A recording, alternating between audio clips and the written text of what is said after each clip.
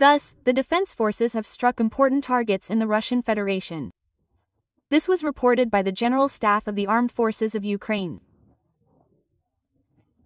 On the night of October 19, another strike was carried out on the Novokubyshesk oil refinery in the Samara region. Explosions and a fire were recorded. According to preliminary information, primary oil refining units were damaged. The refinery supplies the Russian army, and a gas processing plant in the Orenburg region was also hit. According to preliminary information, one of the gas processing and purification units was damaged. In addition, a fuel and lubricants depot in the temporarily occupied city of Berdyansk was hit. There are reports of explosions and a fire at this facility. Meanwhile, Ukraine is increasing production of long-range drones and missiles and responding to strikes against the Russian energy sector almost daily. Attacks on refineries and power plants have already caused fuel shortages and supply disruptions in Russia, according to the Politico. Analysts note that the Russian-Ukrainian war has long been characterized by Moscow striking Ukrainian cities and energy sectors with little response. But now the situation is changing. Thanks to its own developments and increased weapons production, Kyiv is now systematically targeting not only Russian oil refineries but also power plants. According to preliminary data, Ukraine has hit 21 of 30 major Russian oil refineries this year, knocking out approximately 38% of the country's capacity.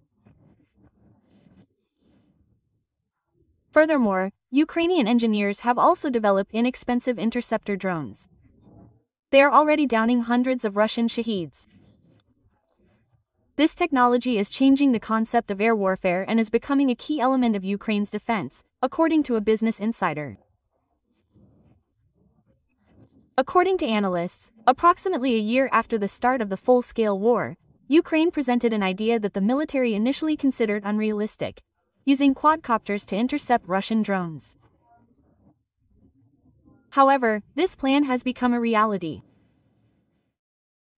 What once seemed laughable has now become an affordable and vital element of Ukraine's defense. While Russia is increasingly intensifying its attacks on cities with explosive drones, Ukraine is increasingly using inexpensive interceptors to destroy them. For example, during one attack, these drones shot down 150 attack drones. Ukraine now plans to produce 1,000 interceptors per day. The impact of this technological breakthrough extends far beyond Ukraine's borders. This example demonstrates how, in future wars, massive drone attacks can be repelled with inexpensive defense systems. Business Insider reports. We'll continue this topic with our guest, Valery Borovic, founder of First Contact, a defense manufacturer and combat veteran. Valeria, welcome to NAFRED, and glory to Ukraine.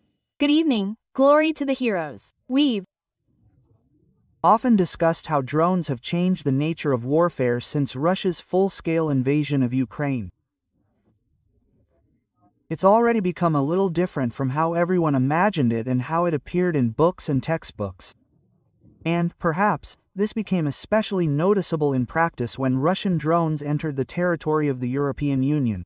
And the air defense of these NATO countries is very competent, very good, indeed, high quality, but still focused more on shooting down missiles. And these drones were dealt with using those same fighter jets. Well, that, yes, has raised many questions about the advisability of such methods. But overall, if you look at what's happening now, at the drones being produced in Ukraine, it's clear that we're doing all this, well, essentially, yes, in real time. We need to find new ways to counter Russian attacks. We need to adapt to what's happening on the front and in the Ukrainian skies. So, how has the situation really changed now that Ukraine has emerged? How can we fight back against the Russian Federation? The situation has changed in that the scaling up of already proven strike capabilities, such as drones, the MH-47, the Lancet, and other drones, has enabled the emergence of low-cost countermeasures.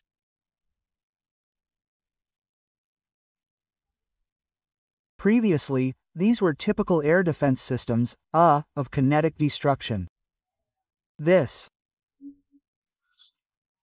involved shells, bullets, missiles, and electronic warfare. But this didn't always work well, especially during a massive attack. Therefore, there was a constant search, and it continues, for low-cost means of destroying the enemy's strike capabilities in the form of drones and missiles. And these interceptor drones, the cost of which is approximately 10 times, or even more, less, in fact, than the cost of the strike drone itself, which is sent to attack a target, civilian or military.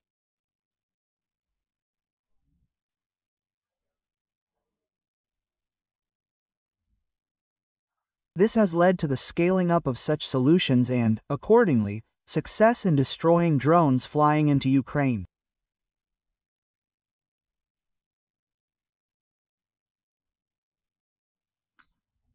And this has radically changed the situation, because scaling air defense systems is quite difficult. Typical air defense systems are quite complex to manufacture. A lot of labor-intensive work goes into producing their components and training personnel. That is, it's more difficult than producing relatively cheap, user-friendly, and easily understood drones, often made with 3D printers. Therefore, this scaling, and especially the addition of artificial intelligence, is yielding results and will continue to yield them in the future. It's clear that the enemy will move to the next stage of developing, deploying, and scaling their strike capabilities. These include turbojet engines, which will be used in drones and will, accordingly, enable these strike drones to fly higher and faster.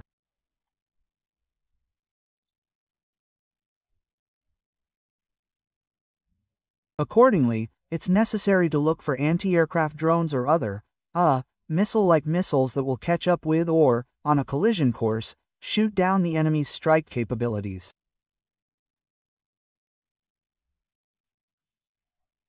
That's where a different story comes in.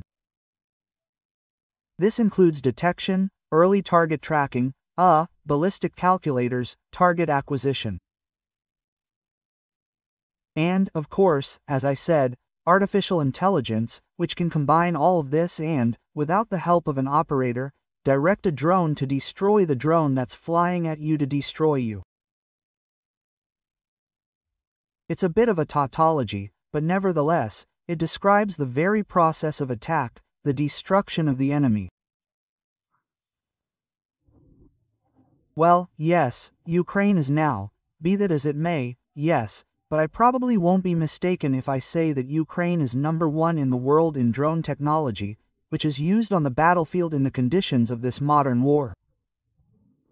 And what interest is there in Ukrainian drones now? Is there a demand for them? Yes, I've already mentioned these stories. There have been many cases where drones have clearly turned out to be Russian. Whatever anyone says, we all understand perfectly well what's at stake when they end up in various European Union countries. Interest in us has somehow grown. Is there demand for all of this? Is our experience needed globally? Of course, this also shows how interested the United States is in purchasing our technology, the drone production itself, and not just the United States, but other countries.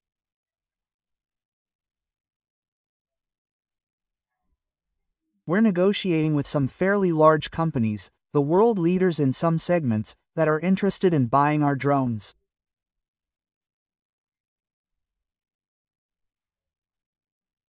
Some technologies, for example, we've sourced from foreign partners we've worked with, or integrated into our solutions, and there's significant interest because we have the largest, unfortunately for us, but, well, good for the world, for those who make weapons, the largest testing ground for military technology in the world.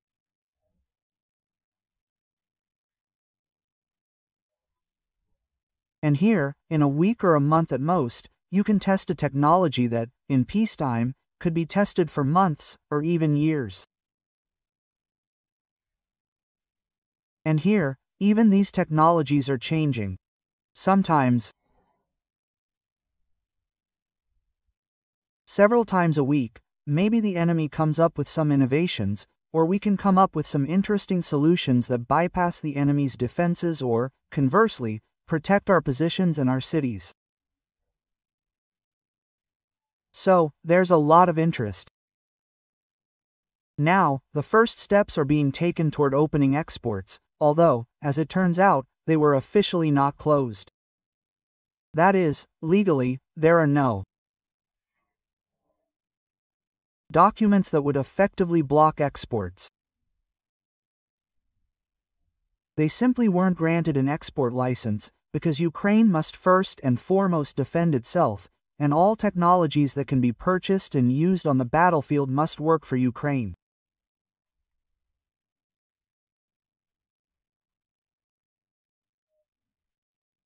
But if the state can't finance it for a certain period, or the technology isn't needed at the front, and this happens, then it can be sold to countries where it's needed, and support can be given to those companies that are working there, feeding a ton of people there, that have purchased the technology and that have to invest in new R&D when they don't have government contracts.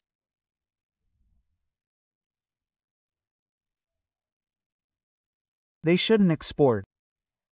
And these first steps have already been taken. I think this won't be a biased approach, but rather the right one, ensuring we also help our partners. Therefore, to briefly answer your question, yes, interest in our developments and technologies has grown significantly. Companies are coming forward and talking to our companies.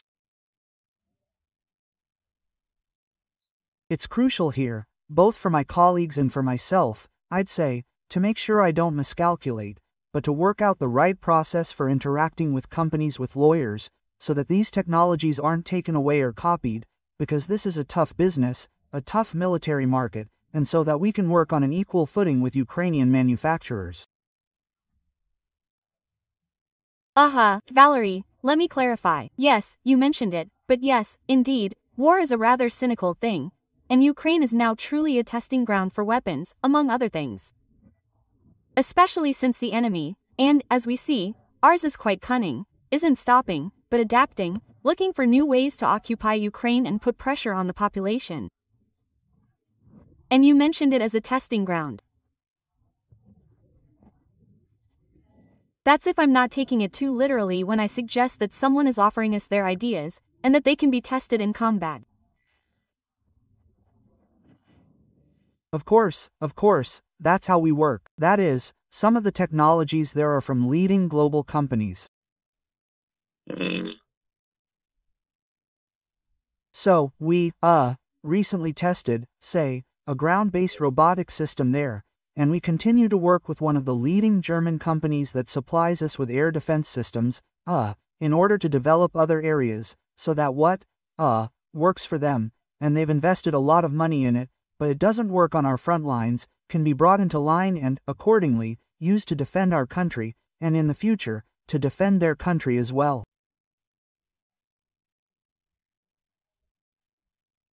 So, this is constantly evolving. We are open to such cooperation at any negotiations, exhibitions, and so on.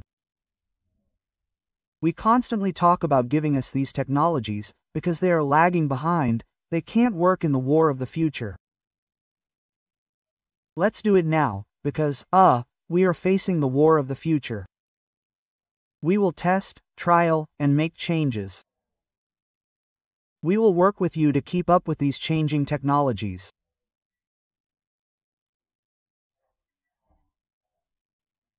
We will work with you to change approaches and technical solutions with our specialists, who can travel to the front lines, work there, and then return, working in our labs, in your labs, so that we can create high-quality products that will be a cut above those of our adversaries or our adversaries, friends who supply them with other technologies.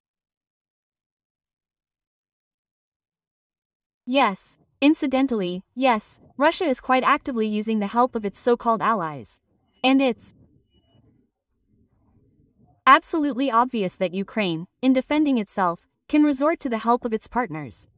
Here, yes, you're probably right that the time has passed for any reactive actions. Here, we need to be one step ahead of the aggressor to put up a good fight. Valerie, let's say a few words. Yes, let's talk about the terrorist country.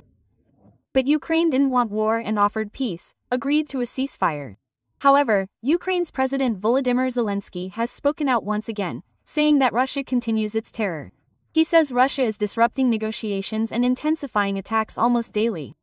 These include new strikes on cities and villages. This week alone, the enemy has used more than 3,000 attack drones, over 1,000 guided bombs, and nearly 50 missiles. Russia is deliberately targeting civilian and critical infrastructure. I'm sure Zelensky is aware of this. The war continues because Moscow doesn't want to end it, the president stated. We will hear direct speech and continue our conversation. We are constantly strengthening our defenses, working with our partners to strengthen air defenses.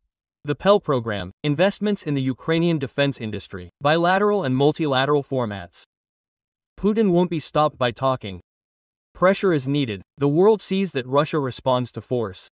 Therefore, peace through force can work. Ukraine will not reward terrorists for their crimes. And we count on our partners' support for this very position. Decisive steps are needed from the US, Europe, the G20, and G7 countries. We need to protect lives. Thank you to everyone who is helping with this. Volodymyr Zelensky, President of Ukraine, on Telegram. Well, 3,000 drones in a week. Well, it's no big secret that Russia is ramping up production. They've even built additional workshops there. And it's been repeatedly said who's helping them with technology, drones, and parts for producing these drones. So, well, be that as it may, the Russian Federation is, unfortunately, adapting to what's happening on the front lines and finding its own solutions. If it weren't for this assistance, would they have been able to find this, or are they, capable of developing some pretty serious technologies right now?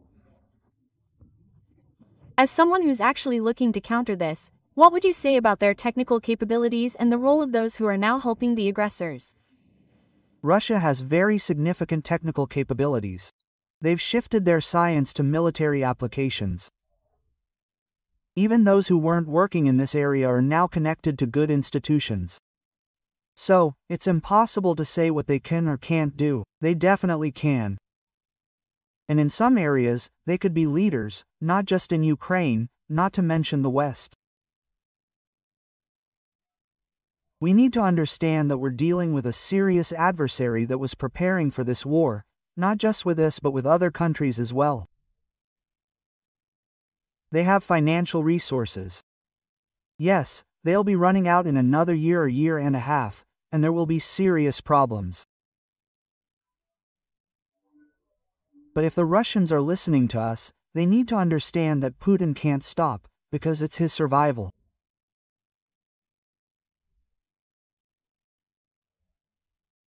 And only other people can stop him, or you can stop him, because if he stops, that's why he doesn't sign him into his inner circle. They'll eat him up, because what was the point? Therefore, his logic in life is war. And, unfortunately, no matter what the President of the United States wants, no matter what we suggest, my opinion is that he can't stop, and therefore we must stop him. He can't stop. Why? Because it's his physical life, and so only we can stop him together with our allies.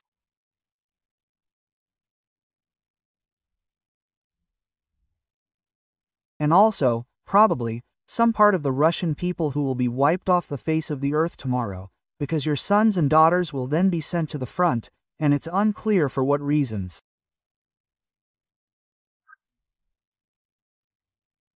Therefore, we need to be stronger, we need to be head and shoulders above. And for this, technically and militarily, and for this, we need very close cooperation with, our partners, because Russia cooperates very closely with its partners, and we don't see everything in the databases, in the customs databases. The deliveries are in closed containers, which are tracked, by satellites, but we can't understand what's in there, because the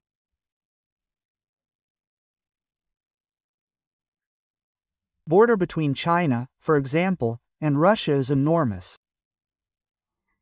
And so they're taking the long view, and they don't take anything into account, these people who are now in power in Russia. Therefore, only force can stop this when they understand that it's not safe.